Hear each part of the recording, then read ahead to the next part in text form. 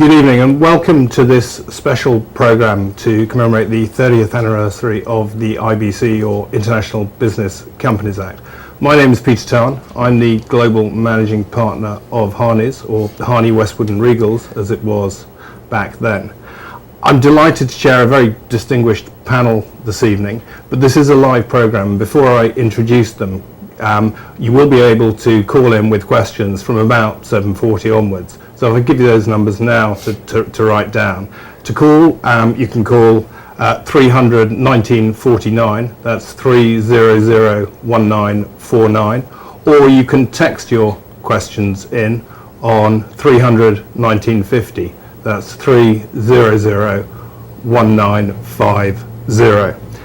Later in the programme we'll be joined by Broderick Penn, the Permanent Secretary to the Premier's Office, Mrs. Jennifer Potter-Castells, Deputy Managing Director of the FSC, and Mr. Neil Smith, the Financial Secretary. However, this first segment of the programme, I'm delighted to be joined by Mrs. Myrna Herbert. Myrna, welcome. And two members of the original Gang of Five who drafted the legislation. Hopefully we'll hear very shortly exactly what that Gang of Five means. The early 1980s, Ronald Reagan was in power in the US, Mrs. Thatcher was in power in the UK, a machine called the Apple Macintosh was beginning to make its way into the shops, and although I haven't checked, I'm sure that somewhere in the world Thriller was the #1 selling album. Michael, if I may turn to you first, what was the situation with the financial services industry in the early 1980s here in the BVI?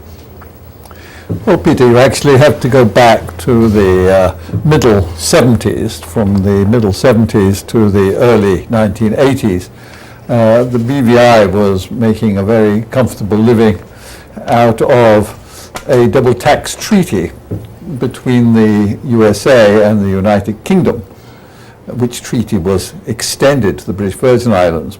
And under this treaty, both jurisdictions reduced their level of taxes on certain activities and allowed anybody participating in the treaty to offset taxes paid in one jurisdiction against those in another.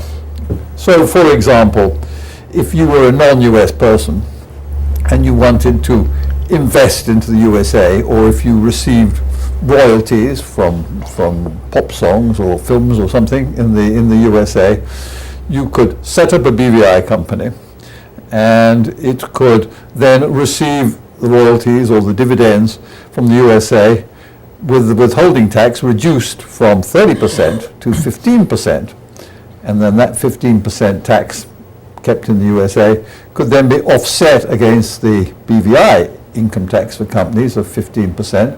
So in effect you were reducing your tax burden by half by using a BVI company. And of course this turned out to be very popular with film stars and pop stars and investors in general. And before you knew it, we were getting a number of companies incorporated. Now these companies had to be resident in the BVI to benefit from the treaty, so this meant they had to have BVI directors, which involved opportunities for local directors to be appointed, and also the BVI charged a license fee to these companies based on their assets. So all too good to be true. All good to be true, and revenue was pouring in. And it was a very good situation, but then the US began to realize they were losing a lot of revenue from this treaty, and so they threatened to cancel the double tax treaty, and despite delegations from the BVI requesting them to rethink this, they decided to cancel the treaty unilaterally, I think in the probably 82, I think it was. Right. Leaving, which had an immediate and very significant effect on the company incorporations and hence the revenues of the BVI. Okay, and what was the response? Well, at that stage, a lawyer by the name of Mr. Paul Butler in New York said to us, he said, really, in order to fill the vacuum from the double tax treaty, what the BVI needs to do is to create a very modern company statute which is very flexible, very easy, very straightforward, because there's too many complexities in company law around the world, and people are looking for a nice, simple and reasonably priced product. So, I mean, if you can summarise very quickly, if the product, the essential product, was the company, what is a company? Well, a company is a sort of artificial person created by law, which means that although you can't see a company or you can't touch a company, nonetheless it has all the same rights and as you or I. And so if you were, let's say, Sean Connery or someone like this, you could set up a BVI company, which you could own. So in effect, it's sort of you in disguise. And then you could benefit from the treaty, from this company, and it's as simple as that, quite frankly. Okay, so it's I always think of the company, I suppose, as just a way of bundling together a set of rights and obligations, and I suppose that really is why the creation of a company had the potential to become something that had worldwide appeal. Yes, but it's, the BVI had to make this simple. They had to make it reasonably priced, and they had to have, the backup from something like the company's registry to be very efficient, because these companies were, required to produce documentation to foreign countries, and without an efficient and effective registry, the whole thing would have, fallen to the ground. So. Okay. Thank you. Okay, great. Lewis, if I may turn to you. You, at the time, you were the Attorney General. Yeah. Could you describe for us, Michael had mentioned Paul Butler, could you describe to us the other collaborators that you had, the rest of the gang of five? Yes, Paul Butler produced a draft, and it wasn't really in a position to be introduced into the Legislative Council. So I treated it as drafting instructions. But a draftsman is another lawyer, and he can only act on instructions. So I thought that the best people to assist me would be those persons who practice company law, those commercial lawyers, and the best commercial lawyers of the day, and I believe they still are, Harney, Westwood, and Regals. Thank you. So I invited them to come to the Attorney General's chambers and act as resource persons while I drafted the Act. They were very, very helpful. So that was Michael, Neville Westwood, and Richard Peters. And Richard Peters. Yeah, Neville Westwood and Richard Peters met with me every day, 5 days a week. And then I would go away, and at night and on weekends and on public holidays, I would draft and come back to them, and we would examine what I had done, and we would go again. And that went on for 6 months. Now, normally, drafting is a very slow process. And the drafting of the International Business Companies Act was, in fact, an 18-month job. 18 months. But we were able to complete it in 6 months. Okay. Fantastic.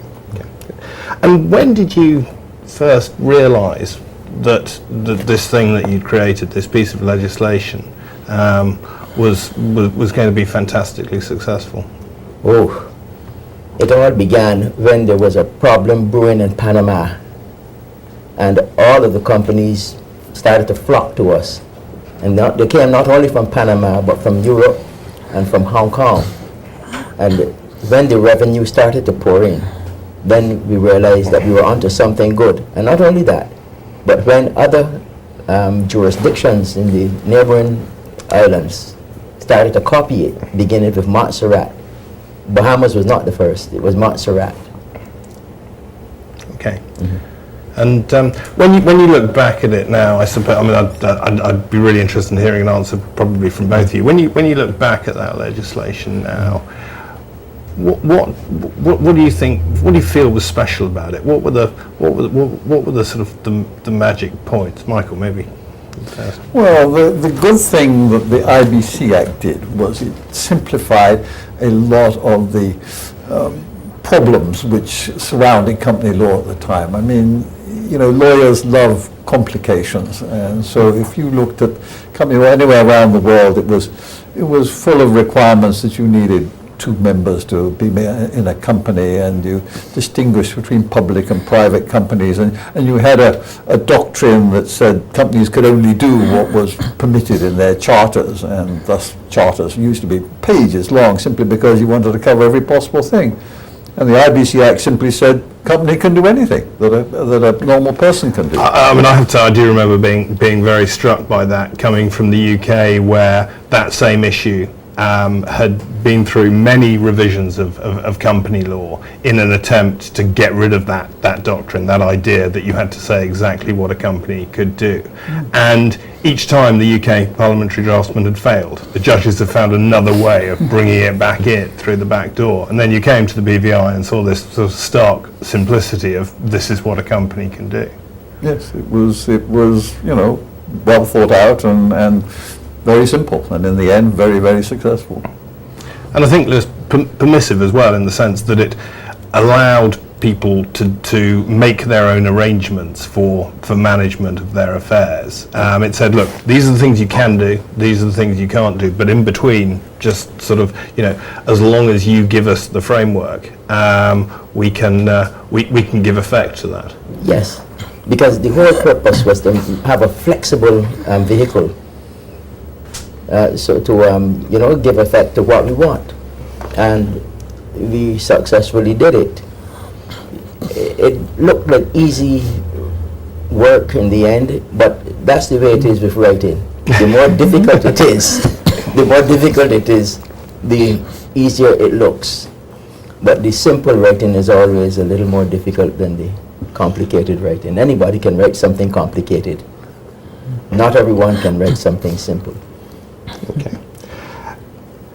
Mona, could I turn to you now? I mean, I assume that you and I would agree that the companies registry that we see today is very much a function of the success of the IBC Act. I mean, I know that's no longer the Act which governs companies here, but I mean there is a continuum, and I'd be interested to hear sort of not only what the companies registry is the place where that alchemy of incorporation takes place. So I'd be interested to hear what that feels like on a day-to-day basis, and maybe also what sort of changes you've seen over the years. Well, I agree, yes, that the IBC Act paved the way for the success of the registry as it is now. Not only the registry, but the financial services industry as well as the territory. There are a lot of changes that have taken place since 1984 when the IBC Act came in place. We are a lot more automated now.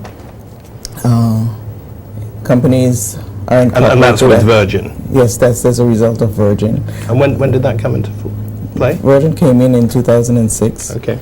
And gone are the days when we typed certificates on typewriters, and you can now sit at your desk and actually submit documents to incorporate a company and have a response within a few minutes that the incorporation has been completed. So there are a lot of changes, and over the years I remember the files, the manual files and the folders, and that is no longer the case. Companies are incorporated electronically now. Okay, so that you would say is the main change. Yes, the main change. And what sort of things are your staff doing on a day-to-day basis? Because it's not just about incorporation, is it? It's about the running of the company and the filings that have to be made. Maintain a register for all the filings that are done on the company. Because after a company is incorporated, the post-incorporation filings are done on a day-to-day basis as well, and the legislation requires for filings to be made for any changes that are done to the company's memorandum and articles, or any other changes that are done within the company to be filed at the registry. So the staff, the assistant registrars, registrars are the ones responsible for vetting and approving those transactions that are filed on a company. Okay. Michael, you mentioned earlier the sort of the use of the company taking off in Hong Kong. You, I think, were personally involved in sort of some of the background to that. Do you want to tell us a little bit about that? Well, the extraordinary thing is how successful this company was in Hong Kong, which was a market which, when the legislation was passed, was very small, but it rapidly blossomed into probably the biggest market for the BVI. And, at the end of the day, virtually the word, BVI, IBC was more or less synonymous with the word company in Hong Kong, because everybody who was anybody, had a BVI, IBC. And so that was one of our great successes, was how we marketed ourselves in Hong Kong. There's a lovely story. I think I know the truth of some of it, but I don't know whether you can confirm it. That actually the 8th of August 1988 was the luckiest day in the Chinese calendar, and Ted Powell and Frank Mullins, sort of recognising this, decided they needed to incorporate a whole bunch of both gentlemen, founders of oil, decided they needed to incorporate a whole bunch of companies on that day, and by virtue of the day on which they'd been incorporated, those companies had some special significance. Do you recall that? Yes, that was because the figure 8, or the number 8 in Chinese thought is an extremely lucky number. Right. Any company incorporated with 4 8s in it, 88, was considered a lucky company, and so obviously they recognized this was an opportunity not to be missed. But unfortunately it was a public holiday in the BVI on that day, and so the registry had to open specially in order to incorporate these few thousand companies which the Mr. Powell and Mr. Mullins decided would be good business to incorporate. Fantastic. Thank you all very much indeed. We'll be back after a short break. Thank you.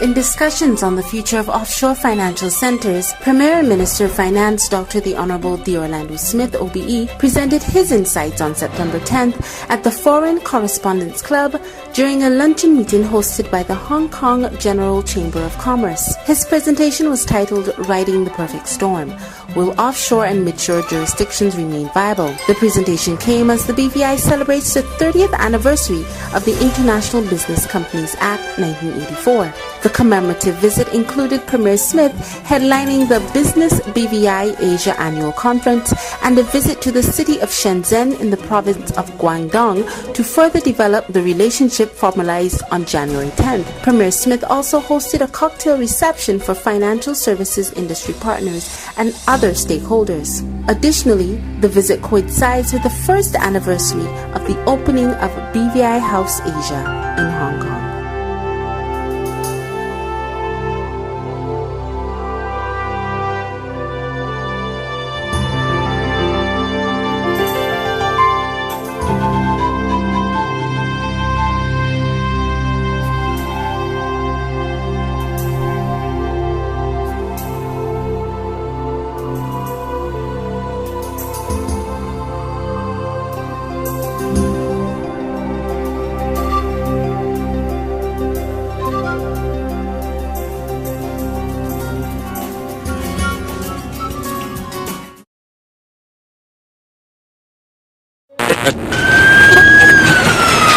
And it has all the makings of a major disaster. Torrential rain and winds of more than 300 kilometers per hour. Disasters can happen at any time. Are you financially prepared to deal with the repercussions? Don't allow disaster to creep upon you without being financially prepared. Put aside a few dollars each month for a rainy day. Everyone should have an emergency fund. Careful, don't use your rainy day fund for shopping sprees. Keep it, just in case of emergencies. Consistent savings of any amount adds up. Start saving today. This message is brought to you by the Financial Education Network, the Department of Disaster Management, the Department of Information and Public Relations, and Money Matters BVI, seeking to create a more financially literate BVI.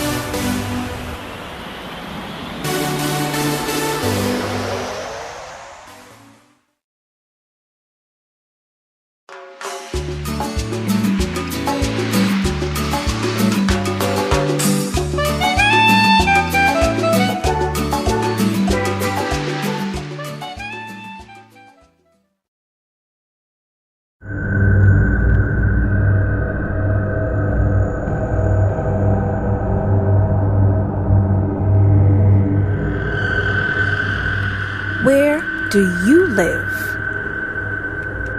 Do your part to stop illegal dumping in our Virgin Islands. Report offenders to the Department of Waste Management at 468-4934.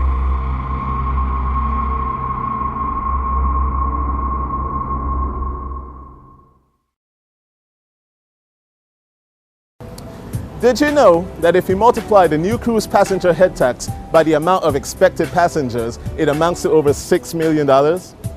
Aside from the economic benefits of that tax, which comes into effect in summer 2015, the new cruise pair development will create over 200 new employment opportunities for BVI residents.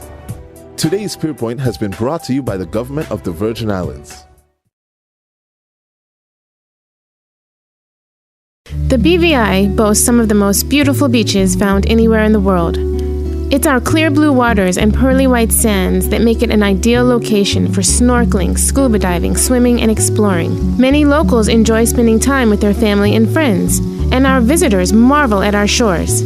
Yet, too often, more and more beachgoers are becoming careless. They're leaving their garbage on our sands and shores. Dumping trash and neglecting our environment eventually pollutes our lands and seas. The British Virgin Islands is known for its beautiful beaches. If we continue to litter our shores and waters, we'll only destruct our environment and tourism product. Our beaches are our pride and joy. If we don't pick up behind ourselves, trash and litter will ruin our oceans and sea. Help us keep it clean. Do you dive for litter? Do you even care? We didn't think so.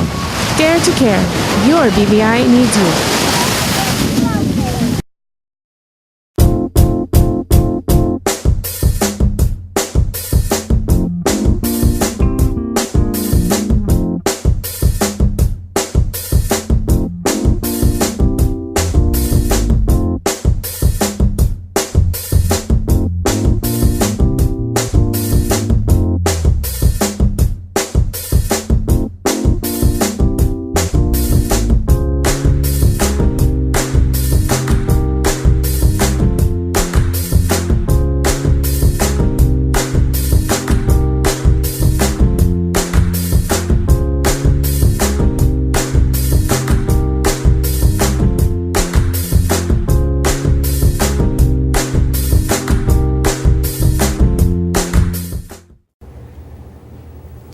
Welcome back. Mona Herbert reminded me that she, and I forgot to ask her, that she'd, looking at those companies that were incorporated in August 1988, according to the company registry records, there were 158 of them, and 18 of those are still active. So that's quite a nice thought to come back with. Can I remind you that we'll be taking calls in about 15 minutes, and the number to call, if you want to call in with a question, is 300 1949, 300 1949, or to text your questions in 300 1950, 300 1950. As promised, I'm joined now by Mr. Neil Smith, Mrs. Jennifer Potter-Costello, and Mr. Broderick Penn. we'll go straight into really where we are now. I mean, Mr. Smith, you are responsible for many of the exchange of information obligations which have come with greater regulation, greater international cooperation, and the pure number of companies here in the BVI means that is a very onerous task. So the IBC Act, which really kind of grew those numbers originally, a blessing or a curse? Well, obviously a blessing, because the British Virgin Islands have been able to experience phenomenal growth since the establishment of the IBC Act. Growth that was in the double digits for a couple of years and has allowed the BVI to move from a fairly insignificant place to a place that is a significant force to reckon with in the international community through its companies. So yes, it's a blessing. The economic growth, the quality of living, quality of life that BVI Islanders or people who live in the BVI are able to live is a direct result of the success of the IBC Act. So yes, it's a blessing. And there are some downsides. I don't like the word cost, it's a bit strong. But there's some downsides in that, and it's not in most cases what people think. There's a downside because I believe, or I've recognized, that there is an entire generation of people in this territory, of BVI Islanders, who have not experienced anything except a very buoyant and very successful economy. And one of the things that I think allowed the BVI, facilitated the BVI to be able to have the phenomenal growth that it had, for the BVI to actually jump at opportunity to create the IBC Act and pass it into law, was the fact that we were, and still are to some extent, but a country, a territory of innovators. We have a history of being resilient, a history of making do with what we have, and that, I think, has been lost to some extent. We have lost, in my opinion, and this could be controversial, we have lost some of the edge that we had, let's say, 30, 40 years ago. Because we're not as hungry anymore. Are we successful? It's interesting that I mean, I'm a corporate lawyer. I think the company is endlessly fascinating, and I think that one day a history of the limited company will be written that will suggest that it was this immense force for good in the world. That idea, the joint stock company, not the BVI, IBC, but just the company as a concept, this idea that you could come together to invest and that your relationships were governed in that way. But even coming from that background, it's extraordinary, isn't it, that a piece of company legislation can have that much impact. On a country. So, and the practical issues of having to deal with all of those companies in a information exchange arrangement, we'll adjust, or whatever systems that need to come into place in order to manage the amount of requests that come in, we'll manage. And so that is a matter of practicality, I think. But on the downside has to be that, when you experience success, economic success for such a long time, and it's fairly easy for most of us. I'm not speaking about the Gang of Five. They understood where we've come from and what they had to do, the efforts they had to put up to get us where we are. But there's some of us that have come along sometime after that, and we don't necessarily appreciate what had to be done for us to experience. And I appreciate that as well. I think even within, my firm, people like me are purely derivatives, really, of the work that these guys did. And we have, you have, and not just in my firm, many brilliant lawyers doing many brilliant things. But actually, it does, a lot of it comes back to that original proposition. Ms. Penn, if I could turn to you for a second. I mean, do you share those views on the impact of the legislation? Yeah, absolutely, Peter. And I think, starting from where you end, I think if you look at most people in the BVI, on some level, they are a derivative of the success of the Ibc Act. Quite often we talk about financial services, and we speak about it in a vacuum, and then there are the players that are directly involved in it that is aware of what we're speaking about. And I think many times the ordinary public isn't fully affiliated with what we're speaking about. For example, we often hear that financial services contributes 65% of direct government revenue. And when you think about that, that is astounding. Beyond the 65% of direct government revenue, there are indirect revenue that are generated to government as a result of the financial services industry.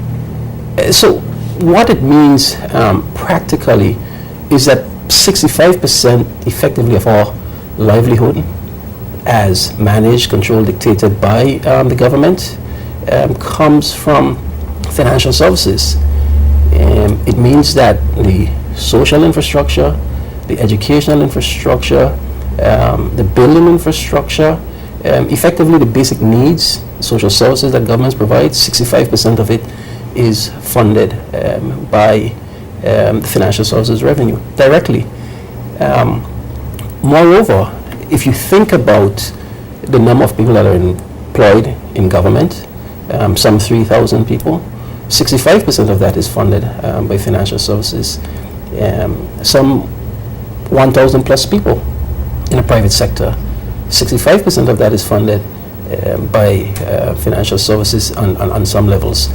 And I think when you begin to think of it on a practical level, financial services touches all of our lives. Because with the employment that's spun off from the financial services industry, we then start to see businesses developing. We see a leveraging of opportunities for BVI lenders to build commercial spaces that are rented to financial services firms. We see an opportunity in the home space also, and ultimately there's a multiply effect of what financial services means to the BVI, and I think it's astounding, and I hope that we continue to grow year on year from that type of contribution. I mean, I think it's interesting, isn't it, when you put all of those positives about the impact of the BVI financial services industry in the context of the BVI. I mean, I think one change that I've certainly seen in terms of international pressures is that there was a period when, frankly, being compliant, doing what was required by international bodies was enough, essentially. And the BVI traditionally had a very good track record in terms of doing that, of complying with whatever international rules were relevant at the time. But don't you think that in the international arena, that's almost no longer good enough? One actually has to somehow demonstrate that the product, the service, is a force for good, not just locally, but globally. Yeah, I absolutely agree with that, and I think probably over the past 2 or so years, BVI government has been fully engaged in the pursuit of that goal. As you pointed out, we've always been on the cutting edge of complying with the international standards, but we do recognize that we need to sell the story about what our real policy. Maybe we'll come back to that later. Jennifer, if I could just turn to you. Can we replicate the success of the Ibc Act? Is there a way of doing that? Does lightning strike twice? Well, there's lightning strike type. In the local flavor, as BV Islanders, we often hear God is a BV Islander, so maybe we can have lightning strike twice. But in all seriousness, it obviously would be very difficult. The environment in which the IBC Act came into being and the success that we've enjoyed from that, the environment is very different now. And so it would be very difficult for us to replicate. There's a lot more competition on the scene. I think what is important is that we build on the successes we have enjoyed to this point. We have the infrastructure in place. We have what is a very successful public sector, private sector partnership. We saw how well that worked with the Gang of Five and how they were able to work together to bring about the act. We have available professionals. We know the space that we want to be in competitively, and we have to have a business-friendly public sector. It may be difficult to replicate the level of success we've had with the IBC Act, but we sure are going to try.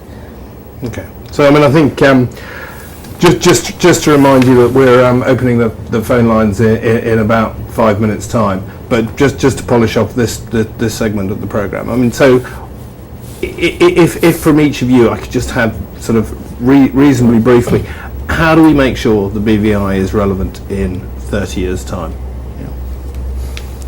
First of all, you keep abreast of international developments, understand what they are, demonstrate that you not only understand the issues in a global environment, but that you subscribe to them, or if you don't subscribe to them, demonstrate again very strongly why you don't, and be proactive. Be proactive and develop ourselves more as professionals, and the business will come to you. Jennifer? I agree with Neil, and the thing I would add is that we have to continue to develop and offer products and services that clients want. It's basic supply and demand, and we found that space with the IBC Act and with some of the other successful product offerings that we have, and I think that is our role, to continue to innovate and offer what the market is looking for. Broderick, in 30 seconds? Yeah, I completely agree with the perspective of innovation. I think there's a number of things that we've done well in the past. We have to explore new opportunities. Neil put it well first in terms of how good BVI Landers have been in terms of innovation, entrepreneurship, and so forth. And I think we have to focus on innovation as well as education. Good. Well, maybe we can come back to that. When we come back after the break, the phone lines will be open. Just one last reminder to call 300 1949 and to text 300 1950. We hope to hear from you. Thank you.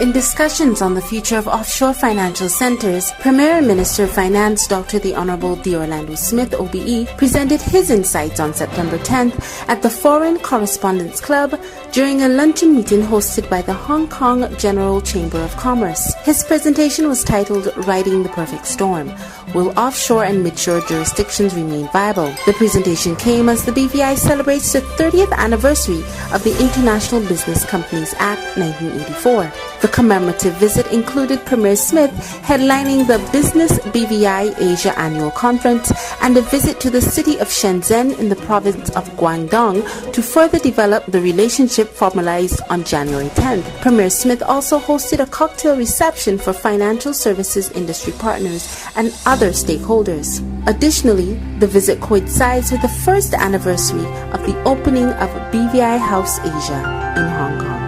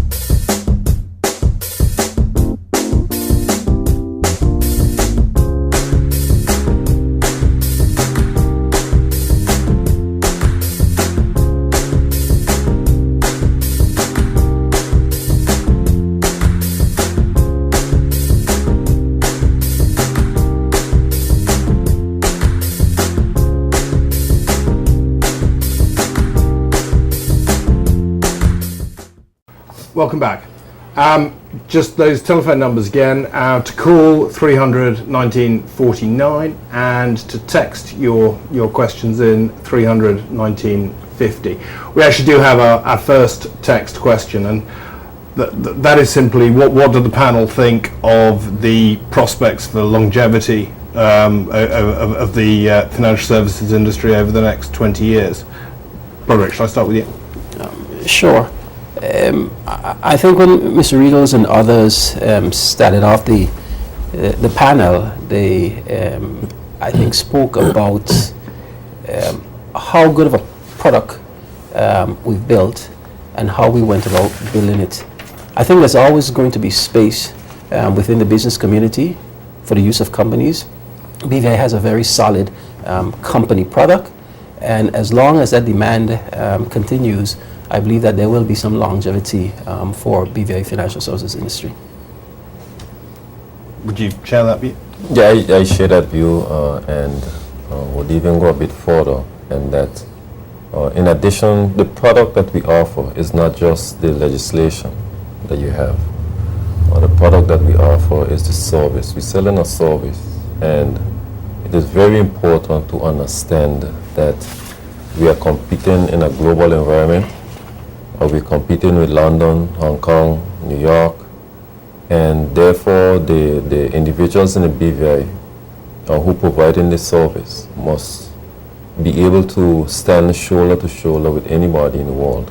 Means we need to be responsive, to be professional. We need to know your subject well, and as long as that continues to be the case, I agree with Patrick 100%. That we will continue to remain relevant. But in addition to that, in addition to what he said, there is also the need to innovate and to adjust. We cannot stay in one position and expect that the world would stop and stay with us. We need to adjust and move around to fit the needs of the clients as they come up. And another important one that I think that is very important for the average citizen to understand is that we're going to have to make some changes in the society itself to be able to compete in this environment. And it is something that we probably need to discuss at length. Can I also just add on to that question in a sense? What are where is the progress in terms of diversification? What are we doing today that we look at and we say that has the potential to make us relevant for the next decades? What was that? I think we're pursuing a number of options that will hopefully steer us in that direction. I think one of the things that we ought to appreciate is that the company is just the core and the foundation of what BVI Financial Services is. There have been many offsprings from that company in the areas of funds, in the areas of insurance, and so on and so forth. And we've had some material mass and growth in some of those areas. And I believe that there's always a number of opportunities to actually build on some of those offspring products. But beyond that, I think there's opportunities to go into different directions. For example, in the legal space, over the past several years, we've seen significant growth in the legal industry.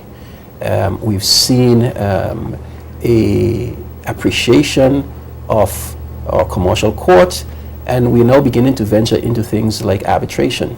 So I believe that there are a number of opportunities for us to continue to see growth and offshoots from that core product that will lead us into a couple of decades. Okay. If we have time, I'd quite like to come back to that. But the text questions are stacking up slightly. A question which I rather like is: do you think the history and significance of the IBC legislation should be taught in schools? Michael, would you like to be in a textbook? I think I would be a trifle embarrassed to be in a textbook. I think this is just logical development in the BVI, and we're fortunate to be in the right place at the right time. But I don't think that any of the efforts that all of us have put into this legislation are worthy of being put in a sort of historical context. I think it's just the natural growth process. Right, I mean, maybe that's just sort of personal modesty. Neil, how do you? Neither of us would be in that textbook. Yeah, that's so maybe we have a more objective view on it. Yeah, I think it is. There's a saying that if you don't know your history, you're bound to repeat it. Or if you don't know where you're coming from, you won't know where you're going.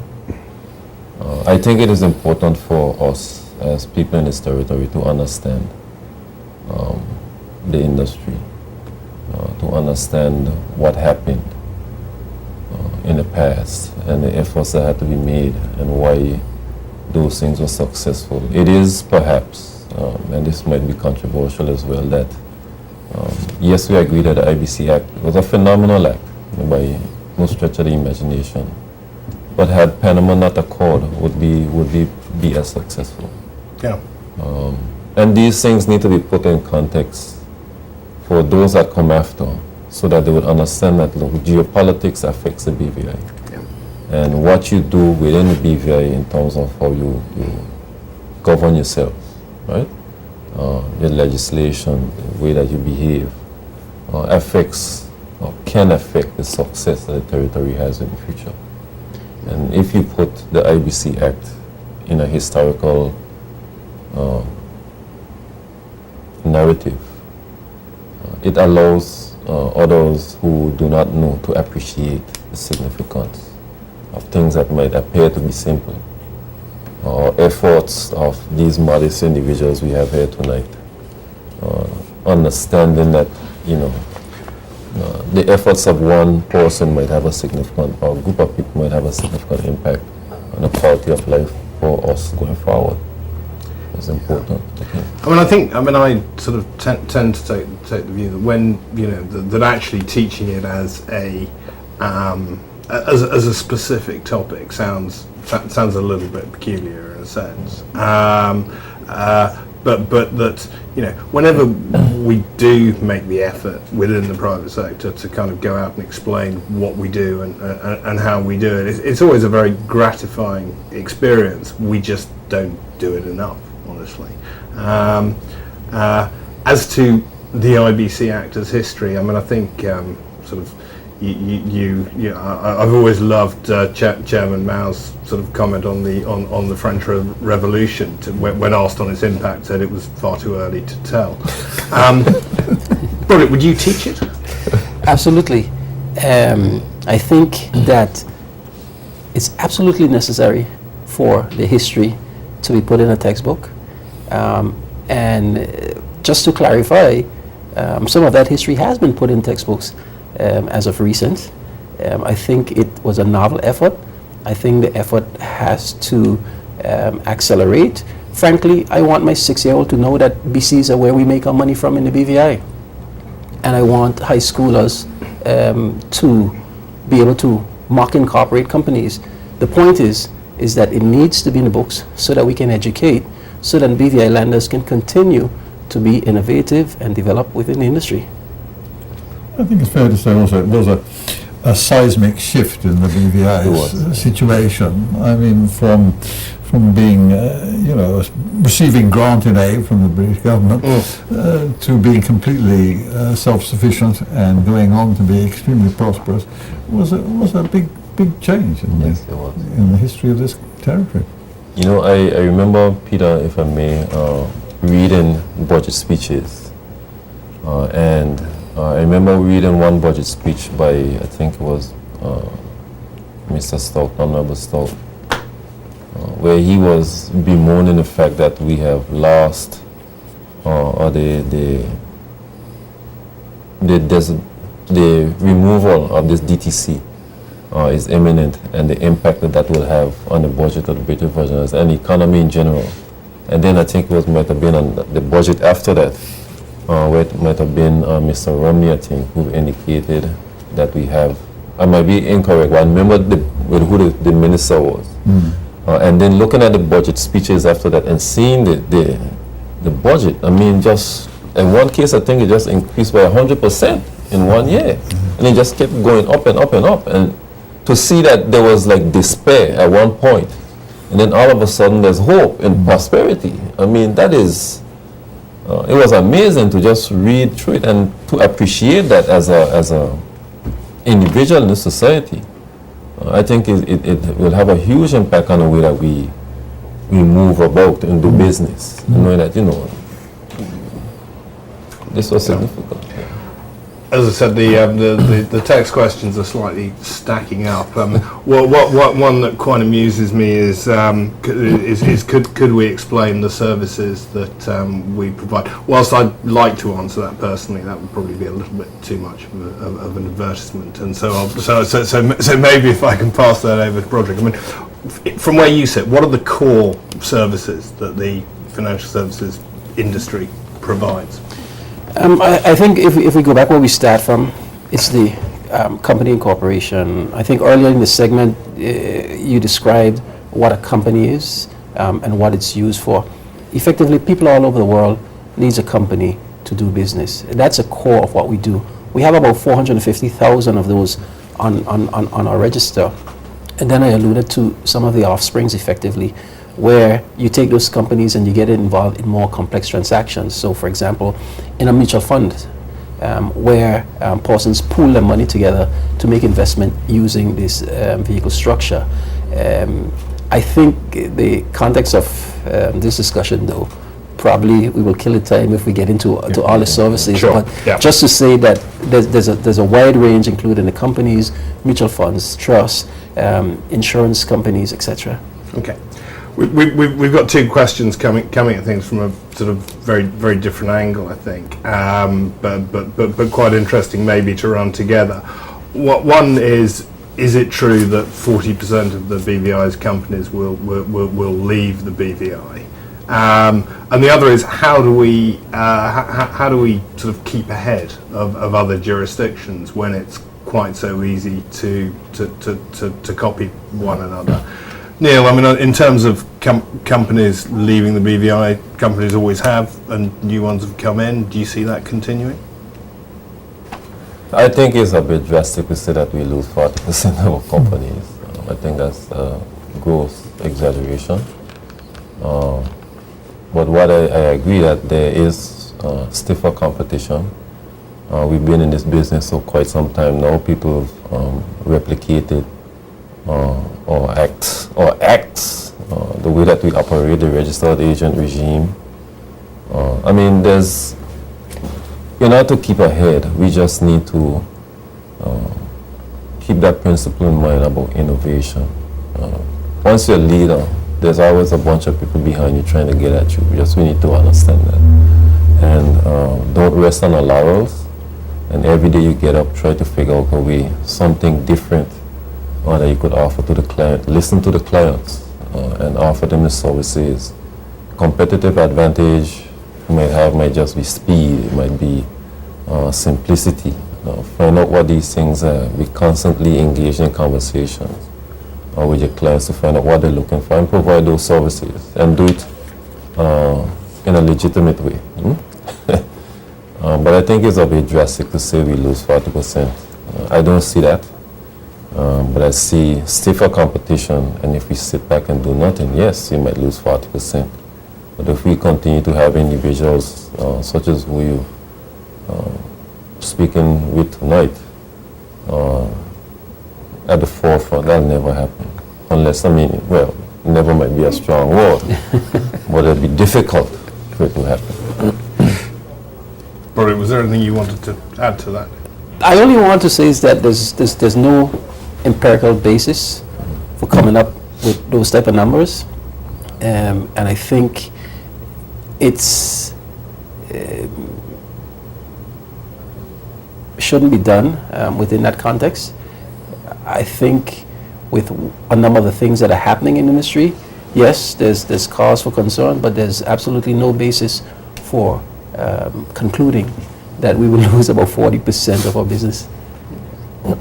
I'm not sure quite how many questions we'll get through. There's one here. If you were to give a speech to seniors in high school, what opportunities would you tell them are available career-wise, and what skills should they develop? Maybe I'll try and sort of I'll answer that question myself in a second. But I mean, as the active member of the private sector, and I do believe the private sector has to drive that. But I mean, from where you guys sit, what would be your advice? What I've noticed is the basic skills: reading, writing, arithmetic. You have to have the basic skills first. You need to look at things like law, accounting, finance. What I think most important for high school person, what they need to be concentrating on is getting the basics down. You could write a proper sentence, you have proper comprehension. It might sound simple, yeah, but that is what makes a difference. Okay. For you to be able to launch out into these other things. Okay, I'm told there isn't time for me to give my answer to that. I would say one thing that's changed is that even 15 years ago, I would often suggest to people in that position that whilst if they wanted a job at Harney's, they could have a job at Harney's in lots of cases. Then I would have said, yeah, but if you really want to get to the top, maybe you need to think about being somewhere else for a while. I think for various reasons that has begun to change, and the opportunities to work with a BVI institution in the private sector and remain with it and travel the world do exist. I'm afraid that really is all we've got time for tonight. I'd like to thank my guests once again. Thank you very much for calling in with your questions. And if you do get an opportunity to go along to the atrium to see the exhibition of some of the artifacts from the Ibc Act, please do take a look. Thank you very much. Good night.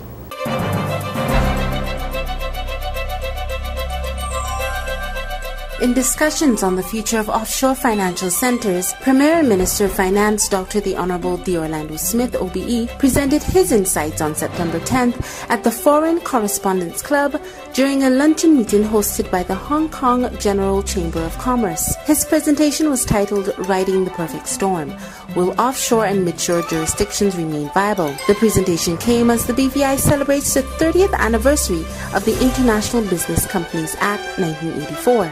The commemorative visit included Premier Smith headlining the Business BVI Asia Annual Conference and a visit to the city of Shenzhen in the province of Guangdong to further develop the relationship formalized on January 10th. Premier Smith also hosted a cocktail reception for financial services industry partners and other stakeholders. Additionally, the visit coincides with the first anniversary of the opening of BVI House Asia in Hong Kong.